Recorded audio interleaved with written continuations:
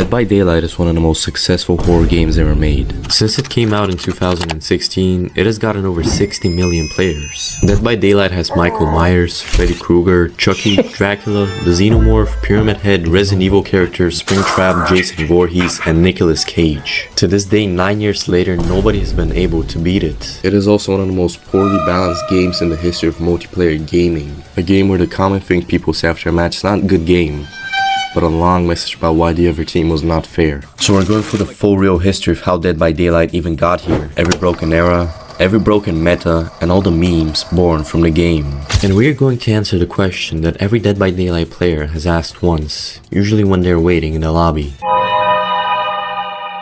Before we get into all the problems, let's make sure everyone knows what Dead by Daylight is. Dead by Daylight is an asymmetric multiplayer horror game. One side plays the killer and the other side plays the victims. For survivors, the goal is to power the generators and escape via the exit gate, or if you're the last one standing, through the hatch.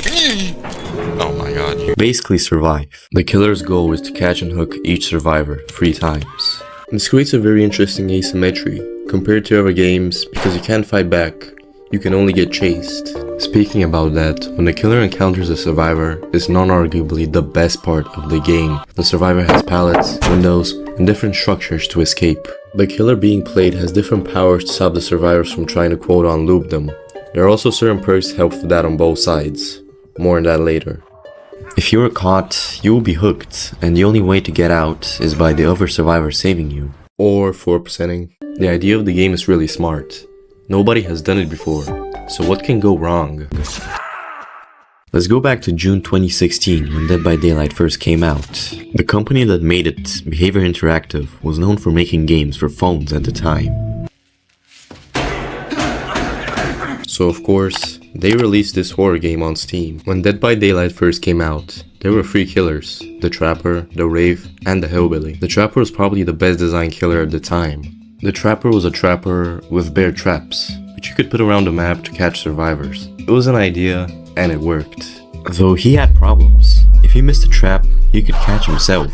Setting a bear trap took some time. And for Wraith, he was supposed to be sneaky, but he was really loud when he appeared. Then the Hillbilly. He was different. He was the strongest at the time. He hunted down survivors and broke pallets way faster than normal, which is so much more useful than it is today. Even though the timing is the same, because it took like twice as long than before. So he was the most popular pick at the time, and rightfully so. The survivors had problems. The maps had things called infinites, where survivors could run around a building forever. Not a long time, but forever. You could walk to your fridge, make a sandwich, come back, and you will see your teammates still successfully running in circles, while the killer outside completely lost his mind. Behavior's fix was to add a mechanic where the entity blocks windows. Wait, you think Morties are bad? Hold your horses now. Today's Mori is kinda just for cinematic purposes. Back in the days, a Mori was a way for the killer to kill a survivor, without having to hook them. Holy shit. Basically just find them and kill them instantly and leave. Imagine this. A long day at work, you go home to play this relaxing game called Dead by Daylight. And suddenly, you die 53 seconds into the match. Yeah, Behavior of course had to change it. Eventually, they limited Moris to require at least the first hook stage. Yeah, wait, the first hook stage? When did they change that?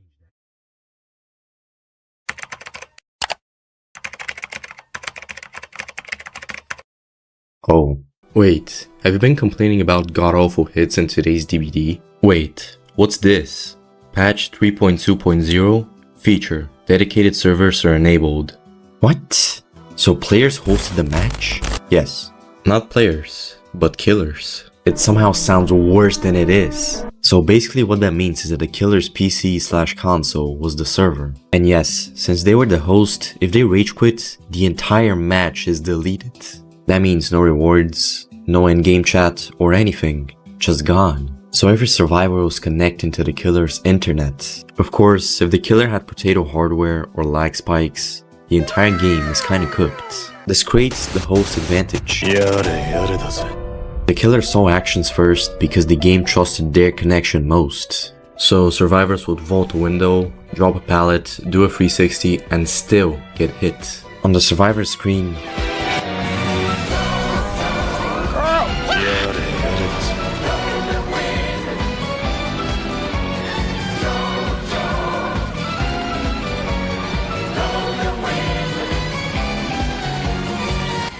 they were through the window, while on the killer screen, nothing seemed out of the ordinary. And of course, that's why DBD had those legendary bullshit hits. It was chaos.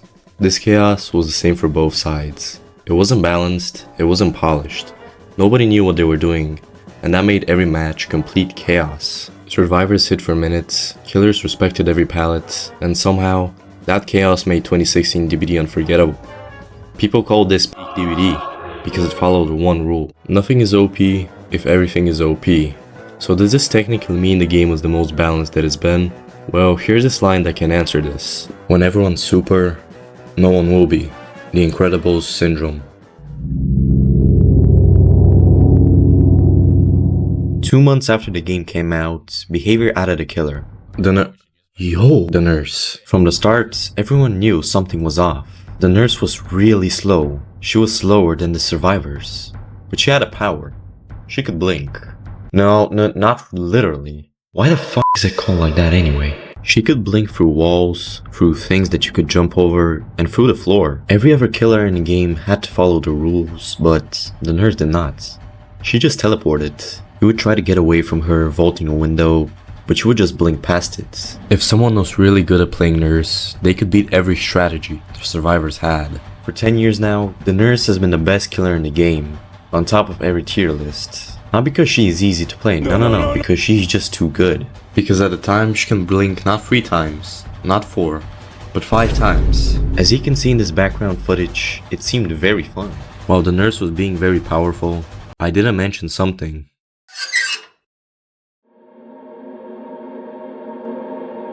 I love this sound. If only I could hear it for 6 hours straight. Of course, the hatch was made for the last person alive. Back in the time, killers couldn't close the hatch. So that means the survivors can go in with no problem, right? Now, the killer could grab the survivor jumping in the hatch. Sounds dreadful, right? Yeah, absolutely. In fact, it was a thing called hatch standoffs. The survivor would be in front of the hatch waiting. So would the killer, both waiting for the other to react first. At that point, it wasn't about fun anymore. It was proving all those hours weren't wasted. That's why the longest Dead by Daylight match was 6 hours long. From this BS, leave your longest match in the comments. I would genuinely read all of them. But Behavior finally fixed this by letting killers close the hatch with the endgame collapse. There we go. Our first licensed killer, and it's none other than Michael Myers. This chapter, in my opinion, is what made players think this game was about to be huge. Because before that, DBD was just this weird indie horror game, with its own original killers. But this chapter is also what was the most broken shit they could have released. The map was basically a survivor playground. Safe windows everywhere, infinite fences, connected houses, and there was a house so bad it was called House of Pain. And of course, the 2-story buildings. With balanced landing, where the time gave you no stagger even if you're exhausted, made the 2 stories infinite. And then, there was old Decisive Strike. And trust me, it is nothing like today. Back then, DS didn't need any hook stages. If you get picked up in a certain amount of time or wiggle time, you would get the same skill check as today, and you escape as same as today. But as I mentioned, there were no hook stages needed. So killers thought of an idea. When they picked up a survivor, they would dribble them like in basketball every 4 to 5 seconds, just to prevent one perk from working on all survivors. But despite all of this, people still call Halloween the best chapter that Behavior has ever released.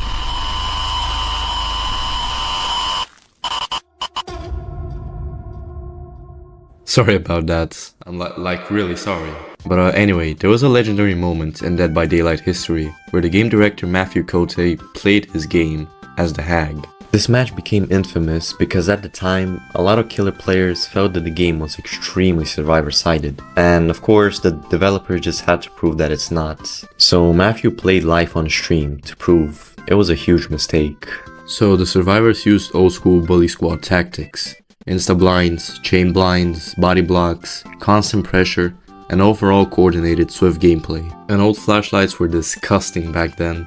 You could literally blind the killer instantly. The entire match basically became a meme because of how funny it was. I think we did a pretty good job so far. And the funniest part is that immediately after this game, flashlights got nerfed. But regardless, the clip became legendary because it perfectly captured all the DBD.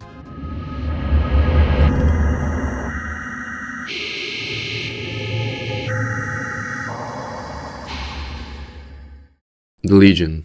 The Legion was a gang of cool teenagers with knives who ran really fast, which sounds normal, but in the trailer Darkness Among Us, we could see a much cooler power. The Legion disguises as a survivor and kills David on the spot. But nevertheless, their power was called Feral Frenzy, which made them sprint insanely fast, vault pallets and windows, apply constant pressure, and apply Deep Wound. But the real problem was not the Legion, but old Deep Wound. Now originally, Deep Wound works as today, except it worked when you weren't in chase, so survivors were forced to constantly stop. So this created a mending simulator. Also a quick note, there was a glitch with a certain add-on where you had to mend longer and longer with each hit, getting to a point where you were doing 5 gens by yourself. So Legions found a tech where they moonwalked so they weren't in chase, but your mend timer would go down, so you couldn't really do anything. This was of course never intended, but the community exploded over this. But old Legion had no penalty for missing, almost like a Wii controller. By 2018, the community had figured out the way to play. There were 4 perks that everyone used: Dead Hard, Decisive Strike, Unbreakable, and Iron Will. This era also introduced perks that would slow the game down. And of course, I'm talking about Hex Ruin. Back then, old Ruin was completely different. Instead of passive regression, it affected skill checks. 5% regression for a good skill check, and 0% for a great skill check. And of course, if survivors couldn't hit great skill checks, generators crawled at snail speed. People would spend half the match looking for the ruined totem. Oh and yeah, speaking of totems, Noed also existed. And because of Ruin and Noed together, survivors became obsessed with cleansing Doe totems. Why? Because if you didn't cleanse all 5, Noed activated at the end. No warning, and instantly flipped the match. So 2018 survivor gameplay was basically find Ruin, cleanse Does, do gens, and if you didn't cleanse all 5 Does, pray the killer didn't have Noed. That's why killer builds looked like this: Pop, Ruin, Noed, and Barbecue and Chili. Of course, this was in high MMR. Wait, high MMR?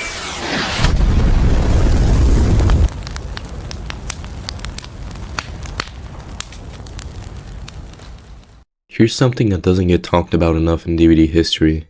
For most of the game's early life, matchmaking was based on your rank.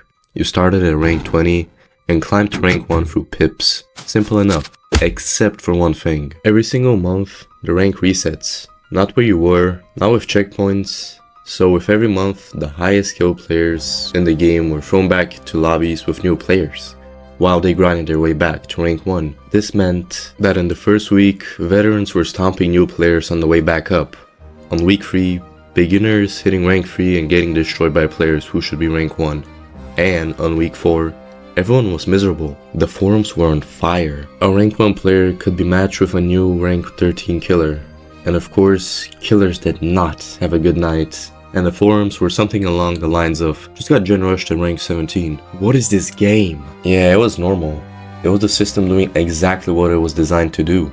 Behavior saw that this was a problem, so in 2021, they announced skill-based matchmaking MMR. This was basically a hidden number tracking your performance and matching you accordingly. The community thought that was it, and then Behavior turned it on. And the community said something along the lines of, what the fuck is this, man? Why? Well, because MMR tracked kills and escapes. That's it. If you hid in the corner, not doing a single gen, but managed to escape via the hatch, your MMR went up. But if you got chased by Booba for 5 gens, got face camped to death, more on that later, you would lose MMR. This of course created the most infamous stream ever. This guy compared DVD to hockey. Think about sports, and I'll use hockey as an example because I'm Canadian.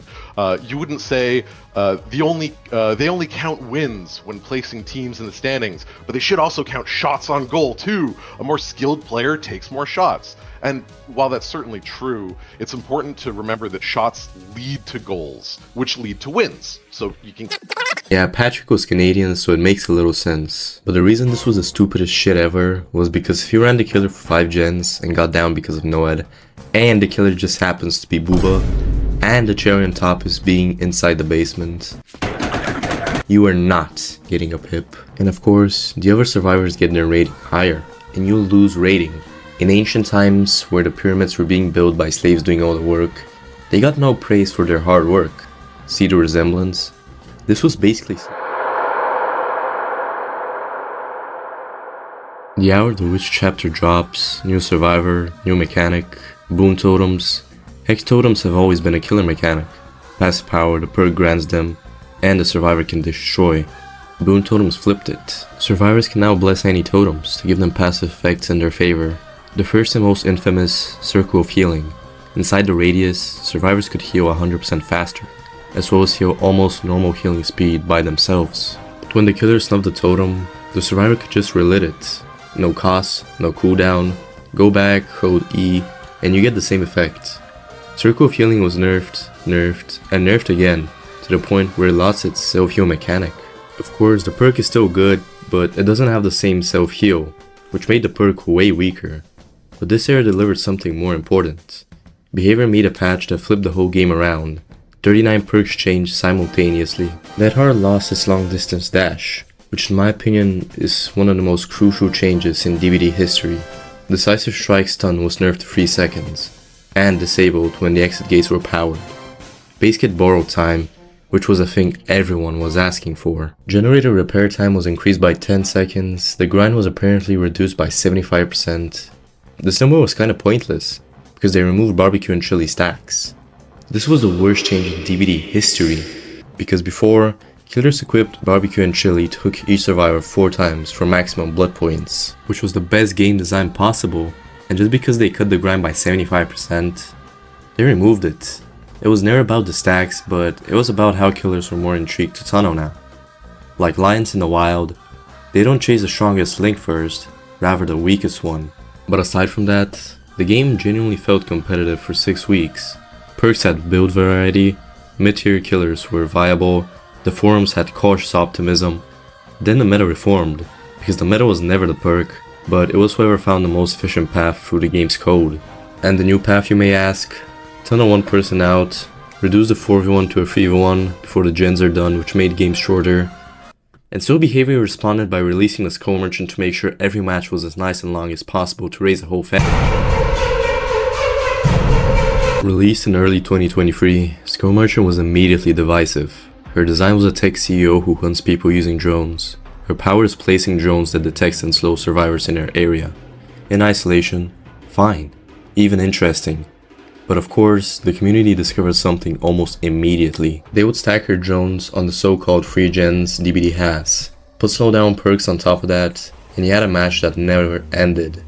DBD has this thing where after 1 hour, the match immediately ended, and so competitive team documented the Skull Merchant free gen that stretched close to the 1 hour server timeout. So the community called her Chess Merchant, not because of the strategic depth, but because the match felt like a chess game, where a side had achieved checkmate 30 moves ago, and the other side was still moving pieces around the board in denial. Survivors would see Skull Merchant and immediately DC.